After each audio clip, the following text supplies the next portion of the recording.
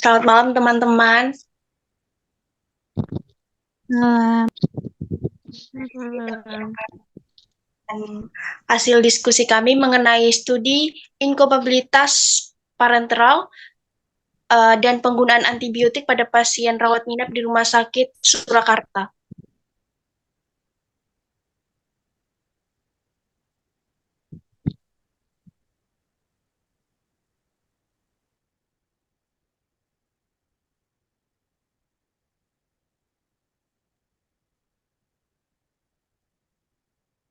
Dengan beranggotakan kelompok yaitu Maria Novanili Kuang, saya sendiri, kemudian ada Rizky Sekar Kedaton, Hanum Izati, Dea Aulia Putri, Muhammad Hafid, Sinta Rifa, Alfi Zara, dan Hasna Nuraini.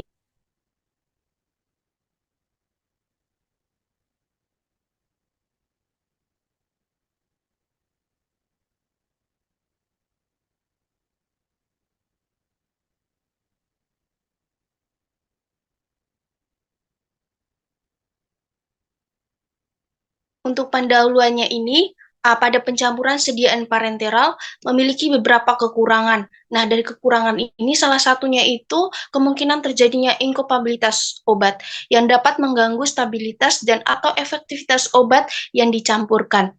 Potensial kejadian inkopabilitas di sebuah rumah sakit termasuk kategori high risk.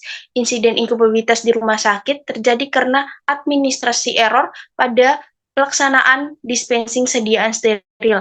Kejadian inkopabilitas ini biasa terjadi pada aspek farmaseutik berkaitan dengan kurangnya informasi mengenai inkopabilitas baik obat dengan pelarut, dan obat dengan bahan pengemas.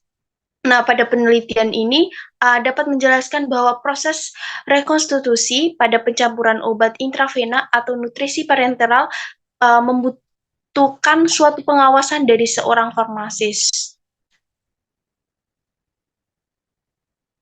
Untuk selanjutnya, saya serahkan kepada pemateri selanjutnya.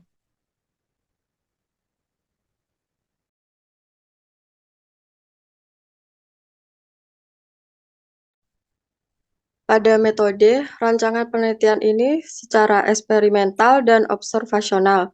Penelitian eksperimental untuk melihat secara kualitatif efek obat dengan inkopabilitas. Metode penelitian menggunakan pendekatan kualitatif cross-seksional dengan pengambilan data dilakukan secara retrospektif pada pasien dirawat di rumah sakit. Pengambilan secara prospektif ditujukan untuk mengetahui bagaimana bentuk inkompatibilitas terhadap efek terapinya, subjek penelitian dengan kriteria inklusi dan eksklusi. Pada kriteria inklusi yaitu satu, pasien yang dirawat di ruang perawatan, kedua, pasien yang menerima antibiotik sediaan intravena, sedangkan pada kriteria eksklusi yaitu satu, pasien yang tidak menerima antibiotik, kedua, pasien yang menerima kemoterapi,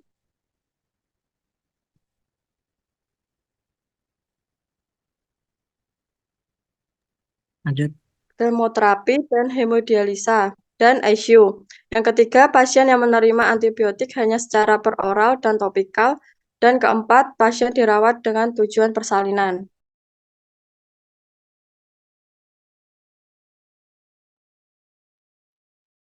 Untuk metode selanjutnya, yaitu hasil pengumpulan data yang diperoleh, selanjutnya dilakukan pengolahan data dan analisis dengan cara yang pertama, analisis deskriptif untuk pola peresepan antibiotika sedia di intravena. Yang kedua, analisa deskriptif mengenai kejadian inkompatibilitas dari peresepan. Yang ketiga, analisa deskriptif mengenai bentuk inkompatibilitas fisika dan kimia. Inkompatibilitas fisika meliputi perubahan warna, timbulnya endapan atau kekeruhan, timbulnya gas, dan perubahan pH. Sedangkan inkompatibilitas kimia meliputi perubahan struktur atau reaksi kimia sehingga jumlah zat aktif berkurang dan terbentuk senyawa toksik. Yang keempat, analisis hubungan inkompatibilitas terhadap outcome terapi menggunakan statistik software atau SPSS. Chi-square dengan alfa sama dengan 0,5 dan 5.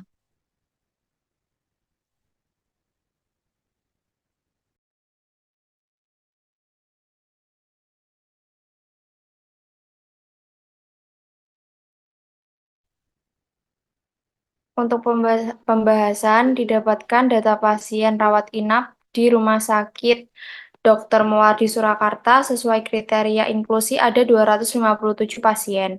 Penggunaan antibiotika ceftriaxone sebesar 40,5%, paling banyak digunakan pada pasien rawat inap. Untuk kedua yaitu antibiotika cefaperazone sulbactam sebesar 13,6% dan urutan ketiga levofloxacin sebesar 13,2%.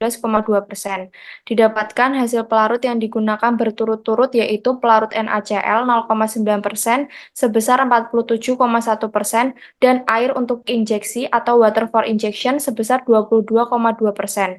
Data penggunaan obat dan pelarut didapatkan hasil inkompatibilitas antara pelarut dan obat sebanyak 19,5%. Data pencampuran antibiotika dan pelarut di laboratorium yaitu mendapatkan data kuantitatif hanya antibiotika golongan cephalosporin. Percobaan dilakukan dengan pelarut water for injection atau WFI dengan menggunakan NaCl 0,9% dan Ringer laktat. Hasil spektrofotometri menunjukkan inkompatibilitas dengan larutan menurunkan data absorbansi yang didapat.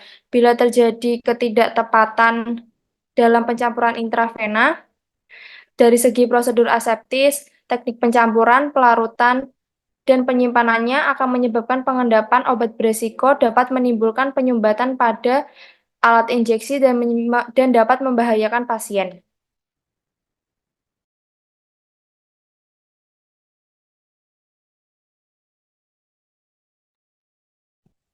Selanjutnya dari pembahasan tadi, proses rekonstitusi sediaan antibiotika yang tidak sesuai Food Preparation Practice atau disebut GPP dapat memicu ketidakefektifan terapi.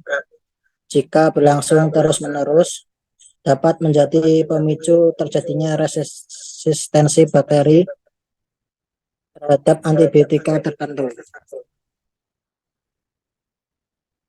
Faktor ketidakstabilan di dalam air menyebabkan sediaan injeksi antibiotika turunan beta-laktam seperti golongan cephalosporin dan meropenem tersedia dalam bentuk serbuk yang harus direkonstitusi dengan pelarut yang sesuai sebelum digunakan.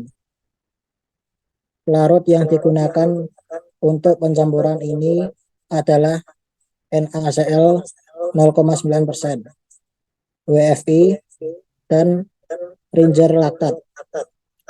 Literatur yang didapat bahwa ceftriaxone kompatibel dengan cairan pelarut NaCl 0,9% dan WFI, sedangkan dengan RL tidak kompatibel. Ceftriaxone dilarutkan dengan NaCl dan WFI hasil larutan jernih warna kuning, sedangkan ketika dicampurkan dengan RL membentuk larutan keruh dan warnanya berubah. Pemeriksaan menggunakan spektrofotometri berpengaruh pada serapan absorbansi menggunakan pelarut yang berbeda. Pelarut kompatibel yaitu WFI dan NaCl didapatkan absorbansi sebesar 3,9 sampai 4,4. Sedangkan dengan pelarut Ringer laktat absorbansinya 2,3. Penurunan nilai absorbansi mempengaruhi penyerapan efektivitas dari ceftriaxone.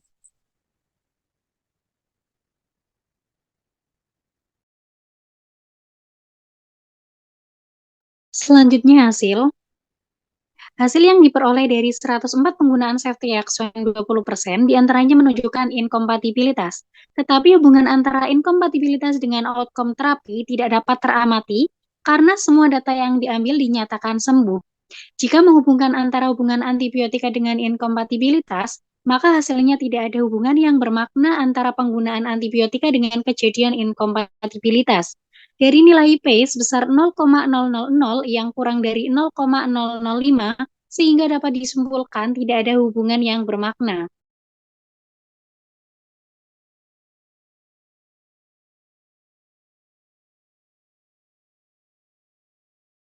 Kesimpulan, proses rekonstitusi sediaan antibiotika yang tidak sesuai good preparation practice dapat memicu ketidakefektifan terapi. Jika berlangsung secara terus-menerus dan dapat menjadi salah satu pemicu terjadinya resistensi bakteri terhadap antibiotika tertentu. Pencampuran obat di rumah sakit dilakukan di ruang pencampuran obat di tiap bangsal yang diawasi oleh apoteker penanggung jawab bangsal tersebut. Pencampuran obat dengan larutan yang tidak kompatibel akan menimbulkan suatu bentuk inkompatibilitas fisika dan kimia.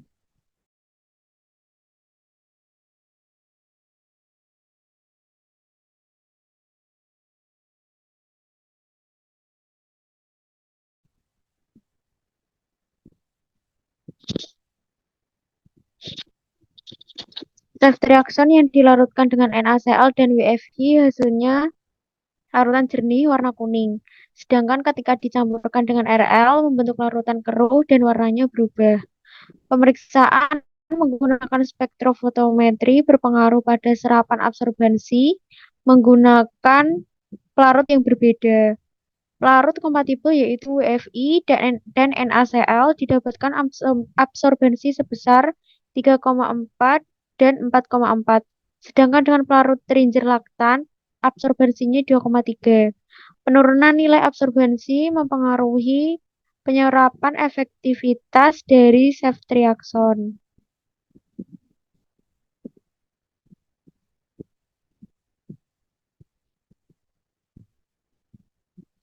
Terima kasih presentasi dari kelompok 6. Kurang lebihnya mohon maaf. Wassalamualaikum warahmatullahi wabarakatuh. Waalaikumsalam warahmatullahi wabarakatuh.